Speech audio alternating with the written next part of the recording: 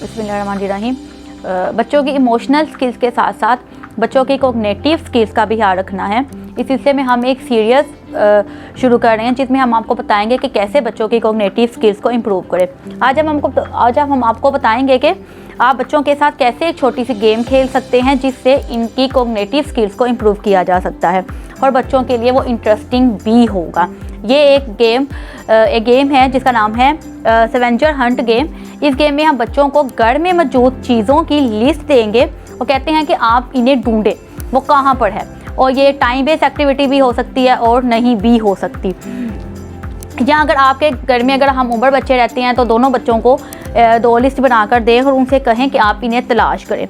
मिसाल के तौर पर ये लिस्ट ऐसे भी हो सकती है कि घर में मौजूद एक रेड कलर का टॉवल है आपके घर में और आप बच्चों से पूछें कि ये टॉवल तलाश करें। असल में ये जो टॉवल है आप हमारे वॉशरूम में हो सकता है और लटका हुआ हो सकता है। अब इस इंफॉर्मेशन से बच्चों को रिलेट करना है कि वो क्या चीज़ है। इस तरह आप आसान से मुश्किल चीज़ों की लिस्ट बना सकते हैं और ऐड करें। आसान से मुश्किल चीज़ों को ऐड करें। लाइक कि हमारे घर में एक पिक्चर है जिसमें हम कह सकते हैं कि उसके पीछे 2016 लगा हुआ है। अब बच्चों को ये ढूंढने में कुछ मसला हो सकता है। अगर आप देखें कि बच्चे को तलाश करने में कोई मसला हो रहा है तो आप उसको हिंट दे सकते हैं।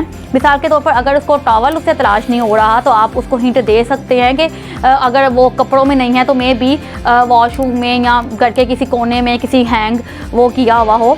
और अगर बच्चे को 2016 नहीं लिखा हुआ मिल रहा तो आप कह सकते हैं किसी पिक्चर के पीछे देखो, घर में लटकी हुई किसी पिक्चर में या उसके साइड पे या उसके पीछे कहीं भी लिखा हुआ हो सकता है जो दीवार पर लगी हुई हो। इस तरह की एक एग्जाम्पल लिस्ट स्क्रीन पर यकीनन आपको नज़र आ रही होगी।